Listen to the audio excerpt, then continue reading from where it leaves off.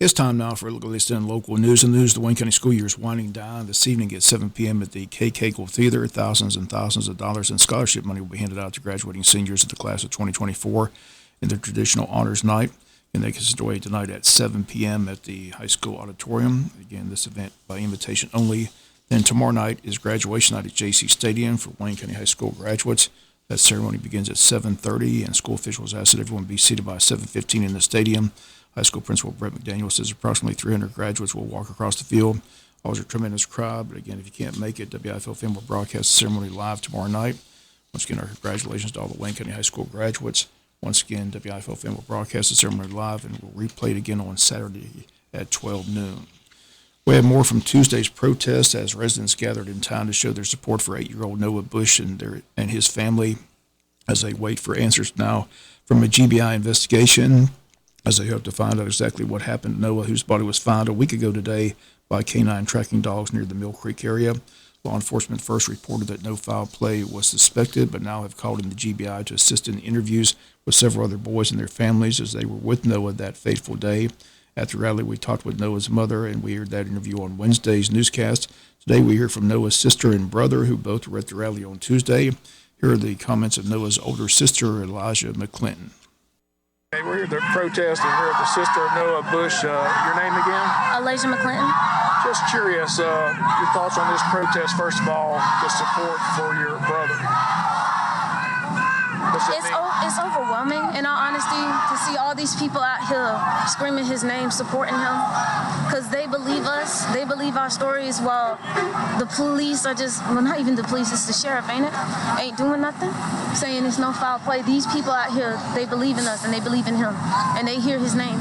Do you think there was foul play? Of course. My baby did not, he was afraid of water. I don't know how many times I got to say it, how many times I got to write. He was afraid of water. He wouldn't get in pools. He was scared of the water at the beach. He was afraid of water. He would have not jumped in the water. Let me ask you a question. There were 3 other kids involved. Have they said anything? I don't need names of the kids, but have you talked to any of those kids? What's their story? Have you heard from them? Did they even contact your family at all and say what happened? They haven't contacted us, and we ain't heard nothing much from them, no. You know who the boys are? I don't need names, but do you know who they are? You see the video. There's a video where 4 guys are walking down the road and 3 are walking back and Noah's not there. You know who those boys are? One is one of his friends that he's been playing with since we've lived out where we stay, and the other ones we do not know. Are you glad the GBI's been called in? Of course. Finally, we're going to see some action. You know, hopefully they start interviewing more people. They get the word out more. You know, maybe he can get the justice that he actually deserves. And once again, those comments of Noah Bush's sister. We also talked with Noah's older brother, Jamarian Greatheart. He had these comments. Brother, right? Yes, sir. What do you think happened? I do believe that, I believe something with them boys did happen, and I personally believe that there was an adult somewhere involved in this, whether it be in the beginning or the end of it. I do believe that there was more than just those kids involved in this situation. You think the GBI will get to the bottom of it? I do hope he'll get to the bottom of it. We're wanting answers, and it's been days now, so we're hoping that he can get to the bottom of it.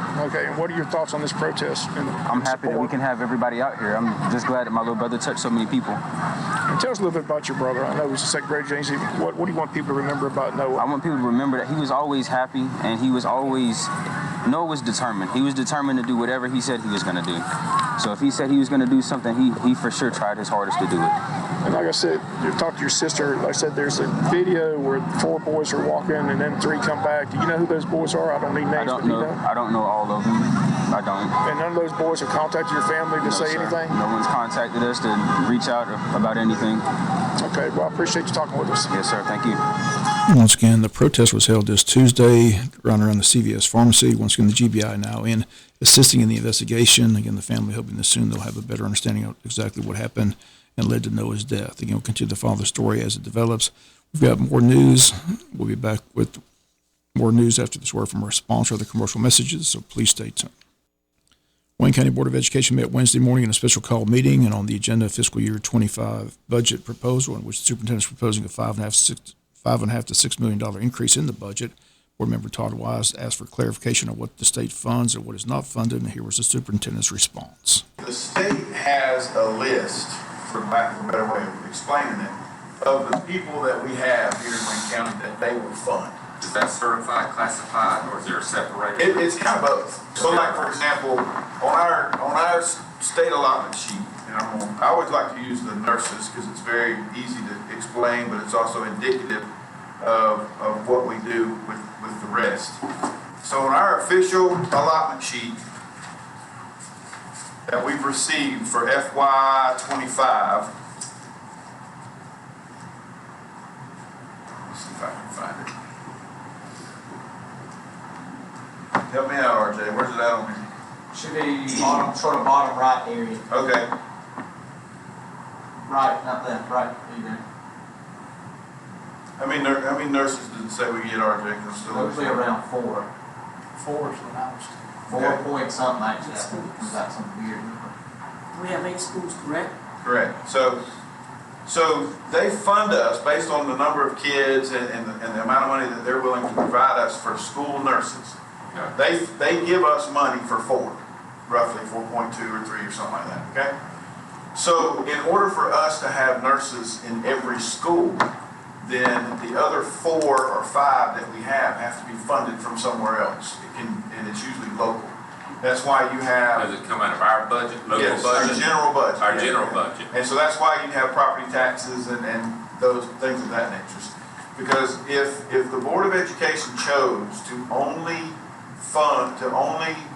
allocate positions that were funded for, then somebody would have to tell 4 schools that their schools don't get nurses. And ever since I've been here, the board has taken it. Obviously, you know, it's child safety. It's a service that's been provided ever since I've been here.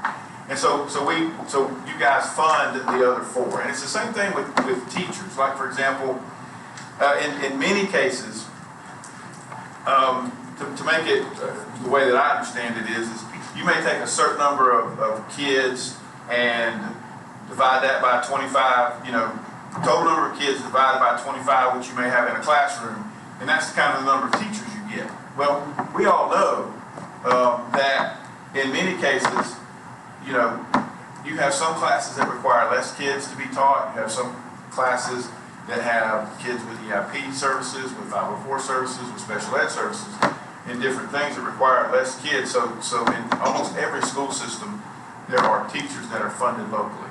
And so when we say that the governor sends raises, so his $2,500 addition to the state salary schedule they will send us money for the number of teachers that they have on record for us. We have approximately how many additional? About 100. About 100 additional teachers that we employ to adequately provide services to kids, and that money has to come from the general budget to pay them the $2,500 raise, just like. So if we're allotted 800 teachers, but we have 1,000, the governor covers 800, and we'll pick up the other 200 Yes. that keeps above Yes. what we have. Yes. And once again, those come to School Superintendent Dr. Sean Kelly and Board Chairman Bruce Harris stated, and we quote, the statement that the governor doesn't cover all teachers is very accurate, end quote. We'll have more on that in the next segment of our newscast. Other news, District 1 School Board Member Carrie Yarborough, who was elected Tuesday night in District 1, was sworn into office Wednesday afternoon by Probate Judge Tammy Thornton. He's now set to serve the residents of District 1 on the school board. Board approved the superintendent addendum to his contract so he can receive the pay raise that teachers received from the governor. Board has to approve it, and they did so on Wednesday. Personnel approved Wednesday. Here's the list. Certified recommendations. Peter Amos, Wayne County High School. Roxana Bravo, Wayne County High School. Melissa Burns, Martha Ross Smith Elementary. Albert Hauser, Arthur Williams Middle School. Michelle Morris, Martha Ross Smith Elementary. Certified resignations, Aaron Hardwood, Martha Bucket Middle School. Classified transfers, Michael Gillian from Technology to Maintenance and Transportation Assistant Director. Patricia Holland from Jesup Elementary, 49% to Arthur Williams Middle School full-time. And Tim Horn from Transportation to Maintenance and Transportation Director. Classified resignations, Lori Aspinwall, Martha Ross Smith Elementary. Haley Dent, Odom Elementary. Randy Hendricks, Jesup Elementary. Retiring, Garrett Mosley, Central Office Technology. And Jordan Robinson, Arthur Williams Middle School. And we'll come back with some final news notes and more to deal with the school board's proposed fiscal year 25 budget. And that story when we come back after the word from our sponsor, the commercial messages, so please stay tuned. Finally, in the news, our Monday morning guest on the world-famous Bitch and Bob Show is Georgia Governor Brian Kemp, and apparently this interview has upset the superintendent and chairman of the school board, as calls were made to the governor's office after the show, claiming that this news director reported wasn't true, when all this news director did was attempt to follow the story concerning the proposed $5.5 to $6 million increase in the proposed fiscal year 2025 budget. First, the school board met on May 14th, and all their meetings are online, so anyone can go back and watch the meeting. At that meeting, the fiscal year 25 budget was proposed and discussed, and Dr. Kelly told board members that he was proposing a $5.5 to $6 million increase in the budget, and explained that one of the reasons why is that the state doesn't provide all the funding that is claimed when they give teachers a pay raise. The next morning was May 15th, and our special guests that day on the Butch and Bob Show were two incumbent school board members running for re-election, Tina Mosley, who won her contested race, and Todd Wise, who ran unopposed, has been re-elected to serve another term. Here's the question on the Butch and Bob Show that I asked Tina Mosley about the school board meeting and the proposed $5.5 to $6 million proposed increase. Last night, the budget came up, and I kind of fell backwards when they stated they're talking about another $5.5 to $6 million increase in the budget. I mean, they just increased it the previous year. Where's all this money coming from? I mean, is money growing on trees? We just passed the East Laws. People are saying, why does it need to be a $5.5 to $6 million? Where's the money going? We are having to give raises per the governor, and all of those are not covered by the state. So we do have to take care of that. That also includes the benefits as well. So that's a big chunk of it right there. Does that come with the $6 million? No, it does not. I mean, What is the percentage of the budget for the employees and their benefits? Let's just say salaries, benefits for the Board of Education. Mm-hmm. It is the majority of the budget. I don't know the exact percentage, but it is the majority. Would you say 80? Oh, yeah, I would think between 60 and 80%, definitely. Okay. And once again, that was from the Butch and Bob Show on May 15th. Again, the answer to the question, quote, the state does not fund the governor's teacher pay raises, end quote, which he got from the Tuesday board meeting and from Superintendent Dr. Sean Kelly. Again, this past Monday, we were fortunate, and when I say fortunate, believe me, every TV station and radio station in the state of Georgia wants time with the governor of the state of Georgia, and WIFO FM has been blessed to be able to have the governor on the world-famous Butch and Bob Show several times, and we never take it for granted. But on the show Monday, again, a simple question. Please clarify what the governor and the state fund. Here's the question and the answer from the governor. Governor, can you clarify one thing? You say the pay raises for the teachers.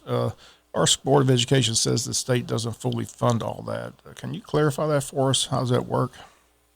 Well, all I can tell you is that, the funding model in Georgia has always been state and local funds. The locals have property taxes that they generate to help pay for K through 12 education. So all I can tell you is that, when we do, say, a $3,000 teacher pay raise, we're funding $3,000 for every educator that's out there.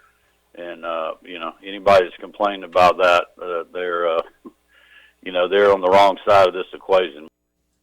And once again, those comments from Governor Brian Kemp this past Monday on the Butch and Bob Show. So again, a budget has been proposed, comments have been made, a clarification was asked for, and instead of the superintendent or chairman of the board calling me or even better asking for airtime on the Butch and Bob Show, which they're welcome to, they go behind my back and call the governor's office and complain and state that incorrect information has been reported. Again, you can't kill the messenger. If the superintendent or anyone on that Board of Education has an issue of what's been reported, just please have the courtesy to not go behind my back and get the governor involved, who's been kind enough to come on the show several times and answer any questions I ask him. So again, that's the bottom line. A school budget with a proposed increase of $5.5 to $6 million is being proposed. A comment from a board member who got her information from the superintendent stated the state and governor does not fund the pay raises they promote statewide to teachers. The governor responded, and at yesterday's board meeting, they doubled down and again said the governor is wrong. The chairman, Bruce Harris, stated, and we quote, the statement that the governor doesn't cover all teachers is very accurate, end quote. Again, I'm just following this story, and it's an ongoing story as the figures discussed at the board meeting are simply proposals at this time. Finally, we say it all the time on the Butch and Bob Show. These seats are available and open for any official to come in and state your case. But for some reason, the superintendent doesn't acknowledge this reporter for the past several months. Anything I've requested has simply been ignored. I've been working with local school superintendents all the way back to the Glenn Keebler days back in the early 80s. I've worked with Jerry Jones not once but twice, David Norris, Harley Grove, Kendall Keith, Dr. Morris Lease, Tommy Daniel, Daryl Finneran, and I'm sure I'll be around to work with several more. The seat's available, Dr. Kelly. All you have to do is accept the invitation. That's going to do it for the latest in local news. Sports comes your way in a few minutes. Bob Morgan saying have a great day.